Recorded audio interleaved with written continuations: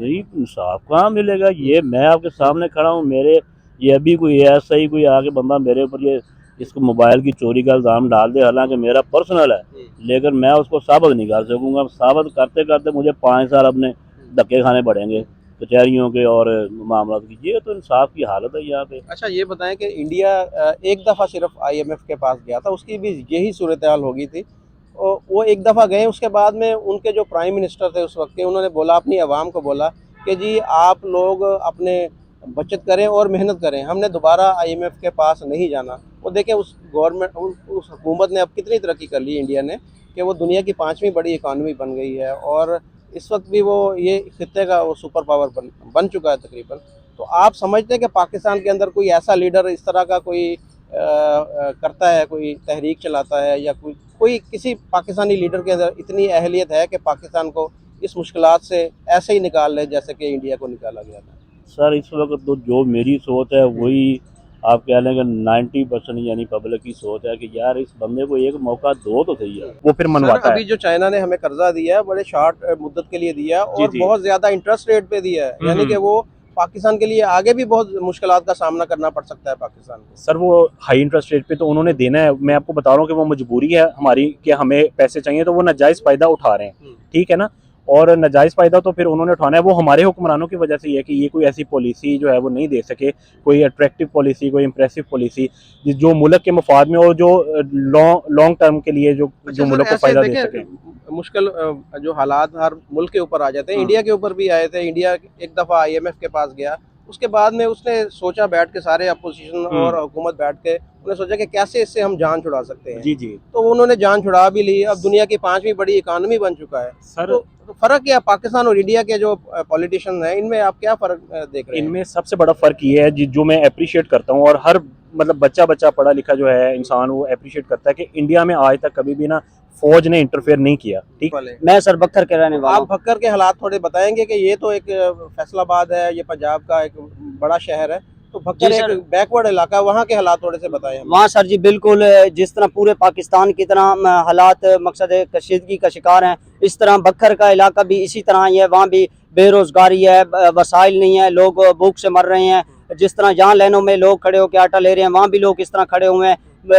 इतनी परेशानी है कि अब दुनिया जाए तो पाकिस्तानी कौम जाए तो जाए कहाँ। ना नौकरियां मिल रही हैं, ना कारोबार मिल रहे हैं, हर चीज़ महंगाई इस कदर है कि बंदा कुछ चीज़ खाने सुबह का मिलता है तो शाम को नहीं होता, शाम को मिलता है तो सुबह का नहीं होता। मर्द इतने परेशान है, औरतें इतनी परेशान है, बच्चे भूख से मर रहे हैं। इसके लिए अब क्या किया जाए, कोई हल नहीं है। अल्लाह पाक को रहमती फरिश्ता भेजे तो हल निकल सकता है, इसके अलावे को हमें इस चीज़ का हल नहीं नज़र आ रहा sir. Hello and welcome friend, मैं हूं मुजफ्फर चौधरी और आप देख रहे हैं हमारा यूट्यूब चैनल परफेक्ट रिएक्शन। सबसे पहले आपसे रिक्वेस्ट है हमारे चैनल को सब्सक्राइब कर दें और इसको वीडियो को लाइक करके शेयर भी करें तमाम दोस्तों से।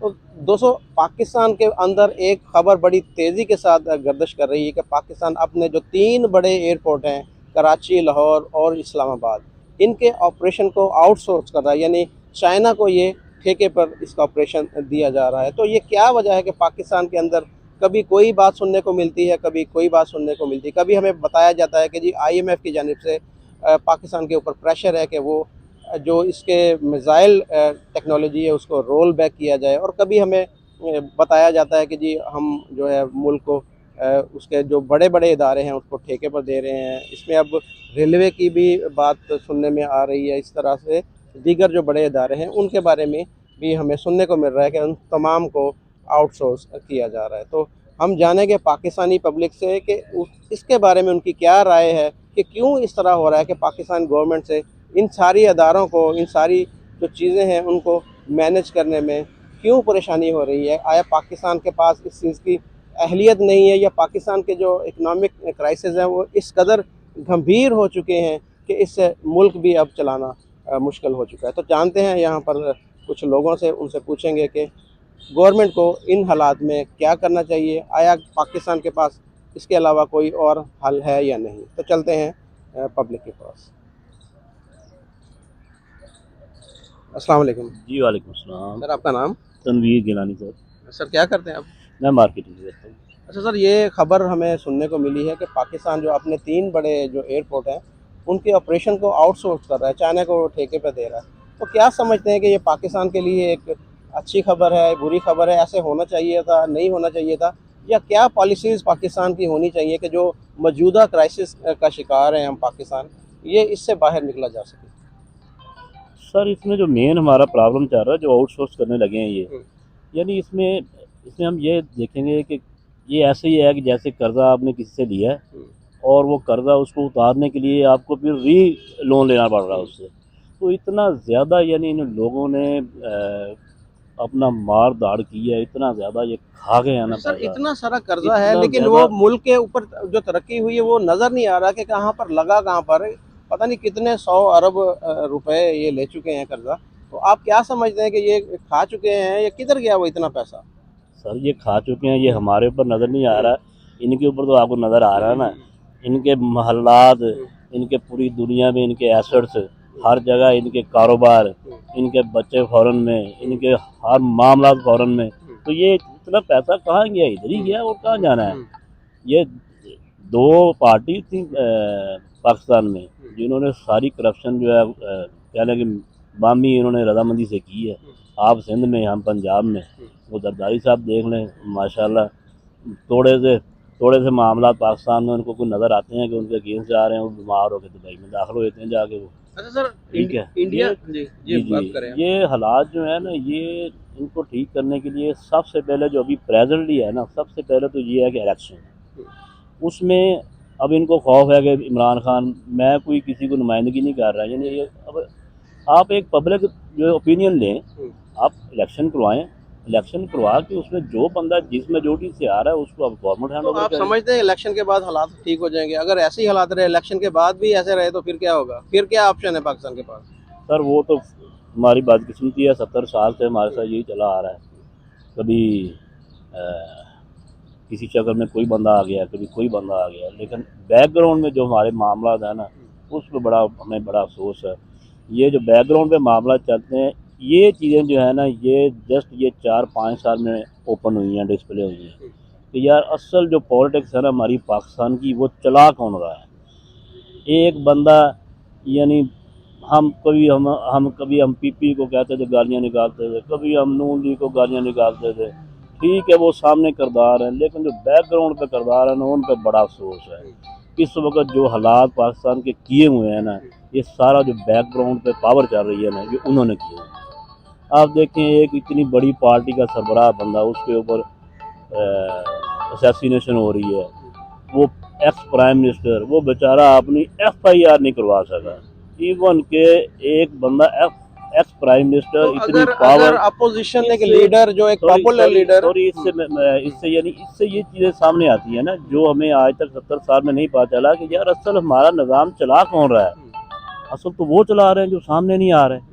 उनको थोड़ी सी हया चाहिए, उनको थोड़ा सा इस बात पर गौर करना चाहिए कि यार हमने 70 साल याशियाँ मार ली हैं, हमने हर चीज़ कर ली है, हमने पाकिस्तान में प्लाट ख़त्म कर दिए हैं, हमने अदारे ख़त्म कर दिए हैं, हमने हर चीज़ जो है वो खा पी ली है। कोई अल्लाह का शुक्र आप करके कोई अवाम का भी सोच लें, कोई हमारा भी सोच लें, कोई आपका भी सोच लें, कोई मुल्क को रास्ते पे आने दें, कोई निज़ाम सीधा होने दें, इलेक्शन होने दें। ये अब डिमी ला के ऊपर बैठा दिए हैं उन्होंने, क्रिमिनल लोग ला के बैठा दिए हैं, उनको फ्री हैंड दिया हुआ है कि बस जी आपने एक ही काम करना है, PTI को तहस नहस कर दो बस। अच्छा मैं आपसे पूछूंगा कि ये अपोजिशन लीडर हैं इमरान खान साहब, वो बड़े जी। पॉपुलर लीडर हैं, इस वक्त पूरी आवाम उनके साथ है। तो अगर उनको इंसाफ नहीं मिलता इस मुल्क के अंदर, तो आप समझते हैं कि जो आम पाकिस्तानी है वो किधर खड़ा है? उसको इंसाफ के हसूल के लिए कितनी मुश्किलात का सामना करना पड़ता होगा? नहीं, इंसाफ कहाँ मिलेगा? ये मैं आपके सामने खड़ा हूँ, मेरे ये अभी कोई ऐसा ही कोई आके बंदा मेरे ऊपर ये इसको मोबाइल की चोरी का इल्ज़ाम डाल दे, हालांकि मेरा पर्सनल है, लेकिन मैं उसको साबित नहीं कर सकूँगा। साबित करते करते मुझे 5 साल अपने धक्के खाने पड़ेंगे कचहरियों के और मामला की। ये तो इंसाफ की हालत है यहाँ पे। अच्छा ये बताएं कि इंडिया एक दफ़ा सिर्फ IMF के पास गया था, उसकी भी यही सूरत हाल हो गई थी।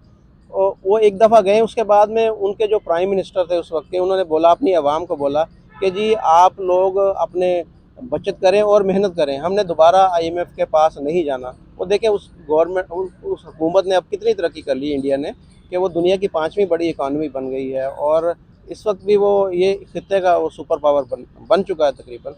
तो आप समझते हैं कि पाकिस्तान के अंदर कोई ऐसा लीडर इस तरह का कोई करता है, कोई तहरीक चलाता है, या कोई किसी पाकिस्तानी लीडर के अंदर इतनी अहलियत है कि पाकिस्तान को इस मुश्किलात से ऐसे ही निकाल ले जैसे कि इंडिया को निकाला गया था? सर इस वक्त तो जो मेरी सोच है वही आप कह लें कि 90% यानी पब्लिक की सोच है कि यार इस बंदे को एक मौका दो तो सही है। जो भी है बंदा वो आप कह रहे हो उसने 3 साल 4 साल परफॉर्मेंस नहीं दी, परफॉर्मेंस उसने कहाँ देनी है जब आप उसको बैकअप पे उसको आप हटोगे ही नहीं, उसको बैकअप पे आप उसका कोई ना कोई इशू उसका जनरेट करते रहोगे, कोई मामला तो उसके सीधे चलने नहीं दिए आप लोगों ने, ब्यूरोक्रेसी ने कोई साथ नहीं दिया। बाकी जो लोग अंडरग्राउंड हैं या जिनको कह रहे हैं बैकअप पे जो जो अभी हम जो हिडन फोर्सेस हैं उन्होंने उनको चलने नहीं दिया, तो काम उसने क्या करना था। उसके बावजूद उस बंदे ने इतना ज़्यादा यानी कि अपने स्ट्रगल किया है, उसकी टीम ने स्ट्रगल की है, अदारों को मैनेज किया है, हर चीज़ को उन्होंने बेहतरीन तौर पे अपने एक ना ट्रैक पे लाने की कोशिश की है, लेकिन उस बंदे को चलने नहीं दिया। अब मेरी बसमूल मेरे और मेरा ख्याल कि 90% अवाम के 100 तो नहीं कहते 90% अवाम की अभी यही राय है कि यार इस बंदे को आप इलेक्शन करवाओ। अगर ये हमारी वोट की ताकत से अगर ये बंदा आता है तो उसको आने दो, देखो उसको क्या करता है वो। आप अपना काम करो, हर बंदा अपने डोमेन में रह के काम करे, अदारे अपने काम करें, इनको अपना काम करने दें। सियासतदान जो है वो सियासत करें लेकिन सियासी इशू पे करें। तो आप समझते हैं इस दफ़ा अगर इमरान खान आते हैं पावर में तो पाकिस्तान के हालात बदल जाएंगे? बहुत उम्मीद है, अल्लाह पाक अगर उसको 2/3 मेजोरिटी दे देता है ना तो बहुत उम्मीद है कि वो हालात बेहतर करेगा, यकीनन करेगा। इसलिए कि पूरी जो वर्ल्ड कम्युनिटी है ना वो उनकी नज़र में उसका एक इमेज अच्छा है।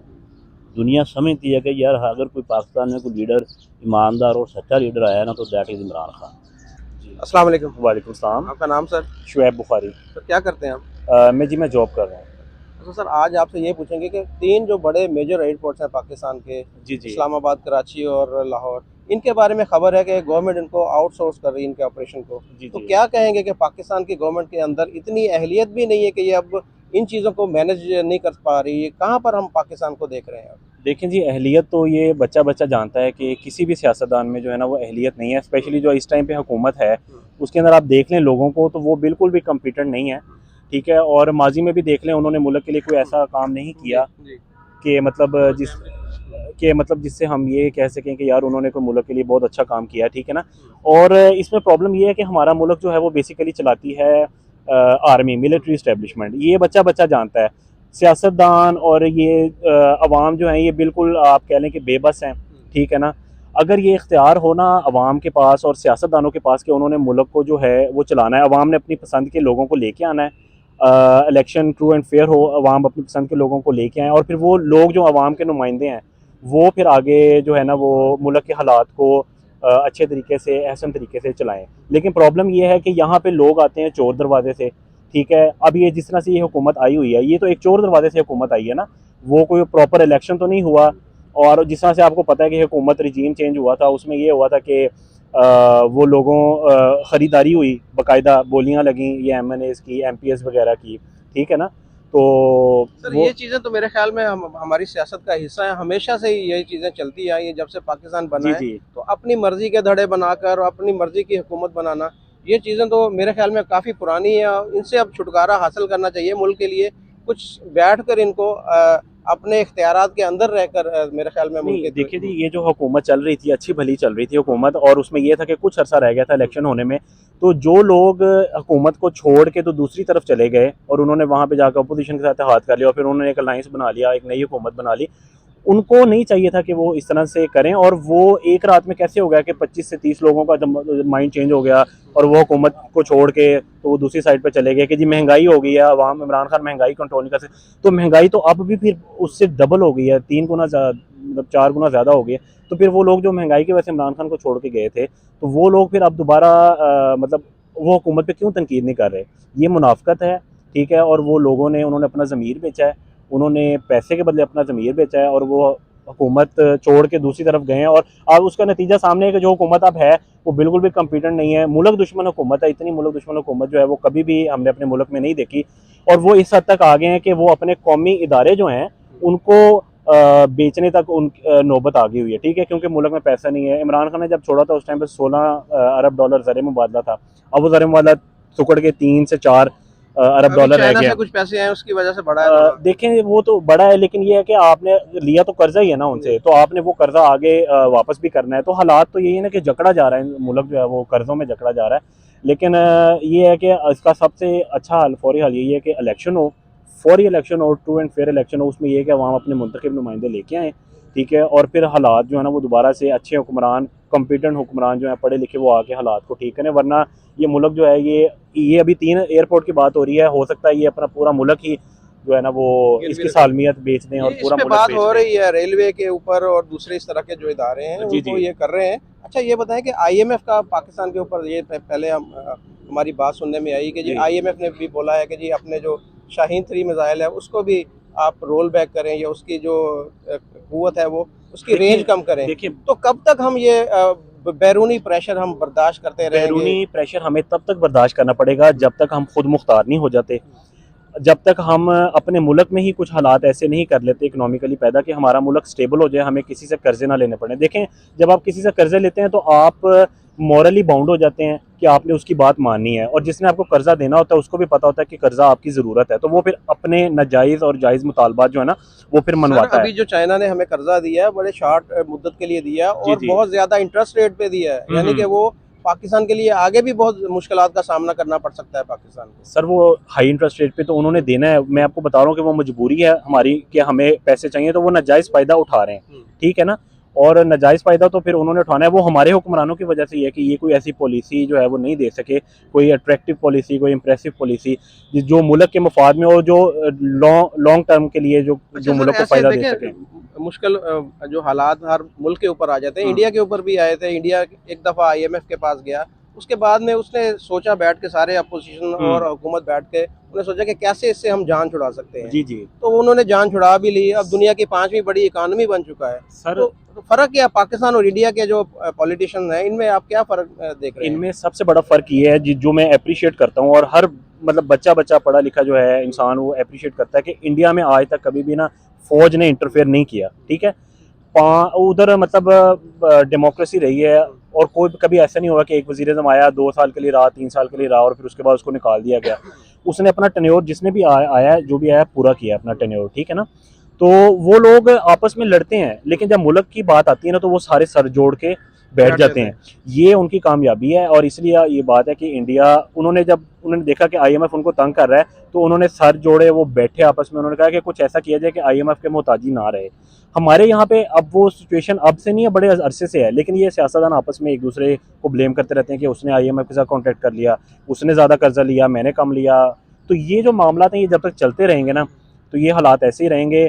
और अब वो आईएमएफ जो है वो अपनी कड़ी शराइ जो है वो मनवा रहा है, उन्हें पता है कि ये मजबूर लोग हैं, इनको पैसा चाहिए, इनकी आवाम जो है वो रुल रही है, इन्फ्लेशन है, बेरोज़गारी है। तो ये हमारे सियासतदानों को ही कोई अल्लाह हिदायत देगा तो फिर ये मामला ठीक होंगे, ये मुल्क के लिए बैठेंगे, ना कि अपने लड़ाई झगड़े हर वक्त निपटाते रहेंगे।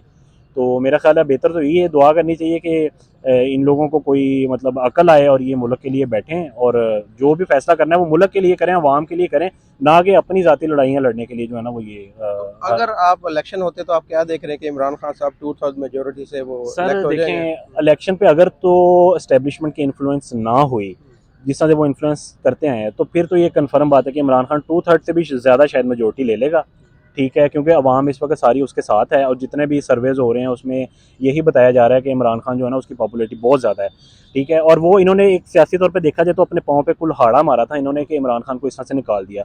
अगर उसकी हुकूमत चलती रहती तो माइट भी पॉसिबल है कि वैसे इलेक्शन होता तो शायद इमरान खान हार जाता, क्योंकि हालात उस वक्त और थे।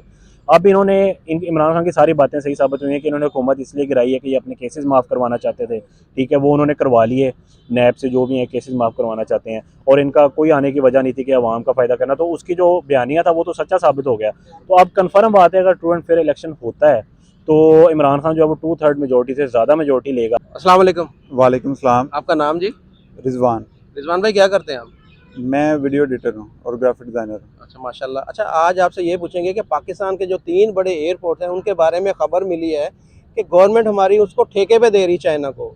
तो क्या कहेंगे इस बारे में कि हमारी गवर्नमेंट इतनी भी अहल नहीं है कि ये अपने एयरपोर्ट की हिफाजत कर सके या उसको ऑपरेशन जो है वो रन कर सके? क्या कहेंगे कि ये पाकिस्तानी गवर्नमेंट के बारे में? मेरे पास तो अल्फाज नहीं कि मैं इनके बारे में कुछ कहूँ। आप क्या कहेंगे इनके बारे में? ये जैसे कि आपने क्वेश्चन किया, आपके क्वेश्चन में थोड़ा आंसर है कि ये वाकई नाअहल हैं। ये इस काबिल ही नहीं है कि ये हुकूमत चला सके। बस धक्का लगाने वाले जो है ना, वो बस इनको धक्का लगा रहे हैं। लेकिन अवाम ने भी अब जिद बना ली है कि अब हम ये कोई भी मसला हो जाएगा, हम रोड नहीं ब्लॉक करेंगे, सड़कें नहीं कभी ब्लॉक करेंगे, हम इनको अब घरों से निकाल के बाहर फेंकेंगे। अब अवाम ने ये फैसला कर लिया है। और जैसा कि आप इस तरह के आप कोई देख रहे हैं, मुझे तो अवाम में इस तरह की कोई चीज़ नहीं नजर आ रही है। अवाम हमारी अभी ऑटो की लंबी लंबी लाइनों में लगी, वहाँ पर बात नहीं कर रहे। तो ये कब ऐसा होगा कि पाकिस्तानी अवाम जो है उसका शऊर वो जागेगा, वो अपने बुरे भले की वो तमीज़ कर सकेगा? आप समझते हैं कि वो वक्त आने वाला है?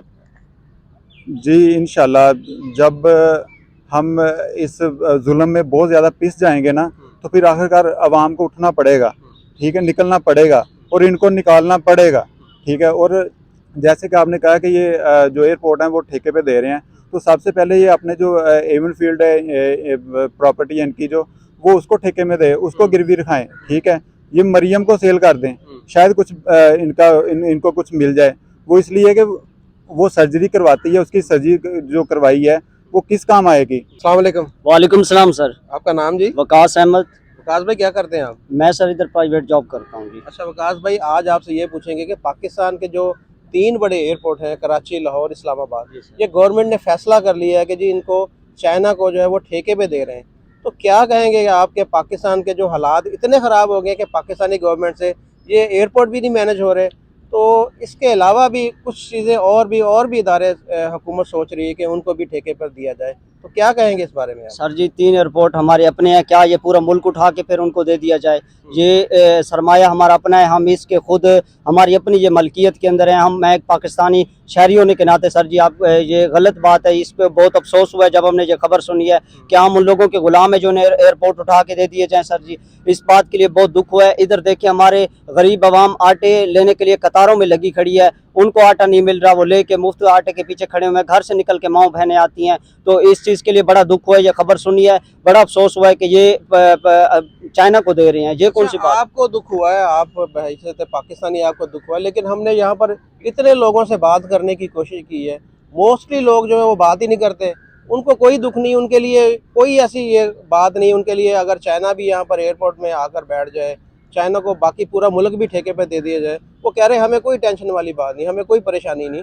तो ये फिक्रमंद की बात ही नहीं है हमारे लिए कि पाकिस्तानी भी अब ये सोच रहे हैं कि जी इनसे जान छूट जाए, हमारे जो नाअहल हुक्मरान हैं उनसे जान छूट जाए, यहाँ पर और कोई भी आ जाए, बेशक चाइना भी आ जाए। तो इसके हमारे जो हालात आया कि इस कदर ख़राब हो गए कि हम ये इतने हमारी सोच जो घटिया हो चुकी है कि हम ये कहते हैं कि चाइना आकर पूरा मुल्क ही संभाले यहाँ पर। नहीं सर जी बात बहुत दुख हुआ है, ये बिल्कुल हमारा अपना असासा है, इसको हम खुद इंशाल्लाह हमारे अंदर से ही लीडर पैदा होंगे, इत्तेहाद पैदा करें।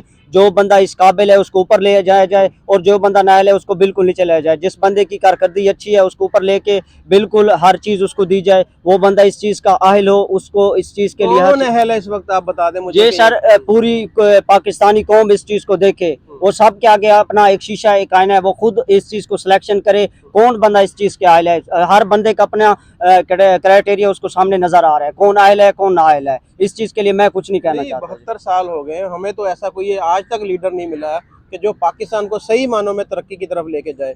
हर जो गवर्नमेंट आती है उसकी यही तरजीह होती है कि हमने कर्जा कैसे लेना, इस मुल्क को कर्जों पर ही चला रहे हैं, और कर्जा भी मुल्क के ऊपर खर्च नहीं हो रहा, कर्जा भी आवाम के ऊपर खर्च नहीं हो रहा, कर्जा भी इनकी अपनी अयाशियों के ऊपर खर्च हो रहा है। जी बिल्कुल सर जी, अयाशी तो इस तरह है कि प्रोटोकॉल के साथ ये ज़िंदगी बसर करें। गरीब इंसान वो दिन ब दिन उसके घर पीने खाने के लिए कुछ भी नहीं है।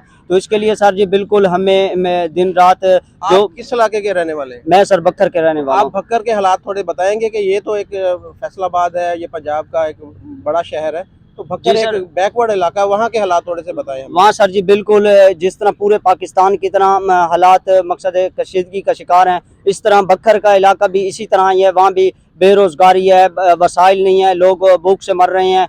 जिस तरह यहाँ लाइनों में लोग खड़े होकर आटा ले रहे हैं, वहाँ भी लोग इस तरह खड़े हुए हैं। इतनी परेशानी है कि अब दुनिया जाए तो पाकिस्तानी कौम जाए तो जाए कहाँ। ना नौकरियां मिल रही हैं, ना कारोबार मिल रहे हैं, हर चीज़ महंगाई इस कदर है कि बंदा कुछ चीज़ खाने सुबह का मिलता है तो शाम को नहीं होता, शाम को मिलता है तो सुबह का नहीं होता। मर्द इतने परेशान है, औरतें इतनी परेशान है, बच्चे भूख से मर रहे हैं। इसके लिए अब क्या किया जाए, कोई हल नहीं है। अल्लाह पाक को रहमती फरिश्ता भेजे तो हल निकल सकता है, इसके अलावे को हमें इस चीज़ का हल नहीं नज़र आ रहा सर। अच्छा ये बताएं कि पाकिस्तान और इंडिया 1947 में हमारा बंटवारा हुआ, वो आज़ाद हुए हम, एक नई कौम के सूरत में सामने आए, तो कहाँ पर देख रहे हैं पाकिस्तान को और कहाँ पर आप देख रहे हैं इंडिया को? इंडिया इस वक्त दुनिया की 5वीं बड़ी इकॉनमी बन चुका है। IMF के पास एक दफ़ा वो गए, उसके बाद उन्होंने जान छुड़ा ली। अब वो पूरी दुनिया की मदद कर रहे हैं, हम कर्जा मांग रहे हैं, वो पूरी दुनिया को कर्जा दे रहे हैं।